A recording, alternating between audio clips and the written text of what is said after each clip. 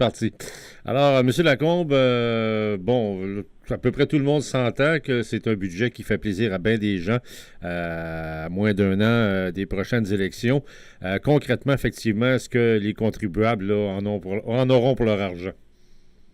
Il y a deux groupes de contribuables. Donc, on va parler des milléniums, les jeunes, et un peu les personnes âgées qui ont des avantages qui leur ont été donnés dans le cadre budgétaire. Bon, justement, pour ce qui est des jeunes, et on parle un peu d'accès à la propriété, c'est quand même relativement avantageux pour eux, là. Oui, parce qu'il est à deux niveaux. Donc, le régime d'accession à la propriété qui a été bonifié pour des retraites de REER sans imposition et de remis par la suite. Donc, il passe de 25 000 à 35 000 $. Et il y a également le SCHL qui donne un incitatif qui va varier de 5 pour une maison déjà construite ou une maison neuve, 10 de la valeur, sous forme de montant qui ne sera pas payable ni d'intérêt ni capital. Au niveau du financement, donc, si tu parles d'une maison de 300 000, il pourrait aller 5 c'est 15 000 $. Et ces 15 000 $-là, donc, on n'a pas dans le fond d'intérêt à payer quoi que ce soit. Et à la vente, il faut simplement le rembourser. Donc, c'est des incitatifs quand même assez importants pour l'achat d'une première maison. Mais il faut quand même dire que ça prend des gens qui ont pas mal de REER parce que c'est pas tout le monde, évidemment, là, qui cotise au même niveau. Exactement. C'est d'où l'inconvénient. Le SCHL, lui, c'est intéressant. C'est un montant qui n'a pas de rapport. Mais pour le montant du régime d'accession à la propriété, c'est certain qu'il faut avoir au moins du capital de base. Et il faut aussi qu'il soit mis au moins 30 jours, 90 jours avant leur retrait si on va acheter une maison et profiter vraiment du régime d'accession à la propriété. Et pour les jeunes, est-ce qu'il y a d'autres mesures là, qui sont effectivement intéressantes là, sur le plan fiscal? Il y a le taux d'intérêt des prêts étudiants qui baisse quand même d'une façon quand même importante. Et également aussi avoir un congé de capital lorsque tu finis tes études avant de commencer, que l'intérêt commence à courir et rembourser ton prêt étudiant. Là, il donne 6 mois de congé de capital dès le départ. Donc, c'est des mesures quand même intéressantes, mais on peut voir quand même pour les jeunes première maison ou qui commencent sur le marché du travail. Les autres mesures, il y a le crédit pour le véhicule électrique d'une valeur en bas de 45 000 du prix du détaillant, qui peut aller jusqu'à qui est un montant de 5 000 $. Donc, au niveau de l'environnement, zéro émission, donc c'est des choses intéressantes. Si on regarde pour les personnes âgées, il y a le surplus de revenus garanti qui était éliminé dès que tu gagnais plus de 3 500 $ de revenus autres si tu étais sur le marché du travail. Avec la pension de retraite de vieillesse. Donc, le surplus de revenus garanti, ils ont donné un allègement. Donc, avant de commencer à perdre un petit peu le supplément, on va aller jusqu'à 5 000 $ le 3 500. Et le 10 000 $ de revenus supplémentaires qui suit, il va réduire rien qu'à moitié ton surplus de revenus garanti. Donc, ça veut dire pour les personnes âgées qui travaillent, avant à 20 000 $ ils perdaient le revenu du placement garanti. Aujourd'hui, cette perte-là va se rendre à peu près à 30 000 $. Donc, ça leur permet, pour la même personne, pour moins de 3 000 $ de plus, de faire dans leur poche. Et on sait que le surplus de revenus garantis, c'est pour des gens qui sont vraiment plus pauvres, c'est-à-dire qui n'ont pas vraiment énormément de ressources.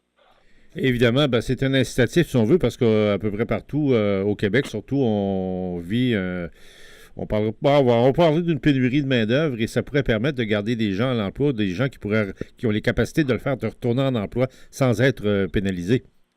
Exactement. Puis on a déjà des crédits pour personnes, je dirais, du troisième âge qui retournent sur le marché du travail. Donc, on a des crédits d'impôt qui existent, des bonifications au niveau du Québec déjà. Donc, on vient d'avoir quelque chose au niveau fédéral pour donner vraiment un montant. C'est quand même appréciable. Si je me disais tantôt, je parlais de 3 000 $ de plus pour le même revenu pour quelqu'un qui va chercher 15 000 $ de revenus. Donc, c'est des montants quand même très majeurs pour eux. Et pour les entreprises, parce que je n'ai pas eu le temps de fouiller complètement le budget, là, pour les entreprises, pour justement là, les inciter à devenir un peu plus compétitives, parce qu'évidemment, le marché est maintenant mondial, est-ce qu'il y a des mesures particulières? Non, et c'est pour ça qu'on dit que c'est un budget électoral où qu'on a vraiment donné des choses à des individus, à des personnes.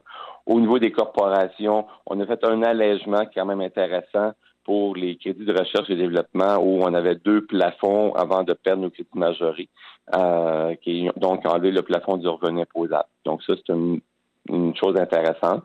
Et également pour une déduction accélérée pour les voitures électriques à l'hydrogène, qu'on peut lui dire maintenant d'une manière accélérée, donc à 100 donc au lieu de 30 par année. Donc, on a très, très minime. Il n'y a rien sur les taux d'imposition. La question de compétitivité compétitivité avec les Américains, où le taux des sociétés passe à 22 de 35 à 22 au niveau américain. Et ici, on était à peu près à 26 Donc, avant, on était inférieur. On regardait nos profits au Canada. Avec l'annonce, on s'attendait vraiment qu'il y ait une réaction. Et ça peut avoir un impact économique. Mais période électorale, on a mis le budget sur les personnes et probablement un premier budget qui va suivre de n'importe quel gouvernement. On va falloir vraiment attaquer cette notion-là pour être vraiment compétitif d'une manière mondiale. Il y a quand même une mesure intéressante. Elle était réclamée à grands cris. C'est une compensation pour les producteurs qui ont été affectés par les récents accords de libre-échange. Et ça, au moins, c'est pas à négliger. Par contre, on ne sait pas trop quand ça sera versé. Exactement. Donc, on parle de 3 points, la gestion de l'offre, donc vraiment pour nos gens au niveau de l'agriculture et l'industrie laitière. Donc, on parle de 3,9 milliards qui est séparé en 2 volets. 2,4 pour la notion de perte de revenus qu'ils ont à cause de l'accord de libre-échange et 1,5 million pour la perte de valeur parce que les quotas, qui avaient une certaine valeur, mais s'ils font moins de revenus, les gens ont payé quand même peut-être plus cher avec maintenant des revenus moins. Et donc, 1,5 milliard. Sauf qu'on n'a pas les modalités de fonctionnement, mais c'est quand même une très bonne nouvelle. C'est quand même de 4 milliards qui étaient attribués dans le budget relativement à ces pertes-là. Et ça vient surtout au niveau du Québec. Avant-dernière question, il s'était souhaité, surtout par les centrales syndicales et les groupes, je dirais, de gens les groupes de défense des droits sociaux, rien pour rendre plus facile ou en tout cas plus payante l'assurance emploi. Non, le seul point, c'est qu'au niveau pour la formation professionnelle, on a introduit également un crédit d'impôt pour les gens qui retournent aux études, donc après 25 ans, avant 65 ans, qui veulent retourner aux études. C'est un crédit cumulatif de 250 jusqu'à un maximum donc de 5 000 et qu'on peut se servir pour payer 50 de nos frais de scolarité. Et au niveau de l'assurance emploi, on va permettre que les gens puissent retourner aux études pendant 4 semaines et avoir droit à leur prestation d'assurance emploi, donc 55 des gains ou des revenus assurances qu'on peut avoir, un peu le système qu'on a actuellement. Donc, c'est le seul petite bonification, mais qui est vraiment relié à la formation des gens qui retournent aux études pour un mois. Et ce mois-là, c'est seulement aux 5 ans qu'on va pouvoir recommencer au niveau de l'assurance emploi. Donc, c'est très minime, mais c'est quand même intéressant, relié avec la formation professionnelle. Et dernière question, M. Lacombe, tout le monde s'entend pour dire qu'effectivement, là, on ne tente pas du tout de régler le déficit. Au contraire, ça risque pas d'être dangereux à plus long terme pour la cote de crédit du gouvernement du Canada? Ben, la tendance de ce gouvernement-là, depuis qu'il est élu, donc, c'est vraiment de gérer le budget en fonction du produit intérieur brut, de le maintenir idéalement vers 25 autour de 30 les projections, ça irait à 28-29 c'est une gestion différente, on n'est pas peut-être moins habitué relativement à ça, mais tant qu'on maintient à l'intérieur, les tendances au niveau de la cote du crédit devraient être maintenues. Le danger, c'est quand il y a un ralentissement économique, et c'est là qu'on peut défoncer. C'est là que le danger pourrait avoir au niveau de la cote de crédit du Canada. Eh bien voilà, merci beaucoup de votre collaboration. Merci, ça fait plaisir. Au revoir. Au revoir.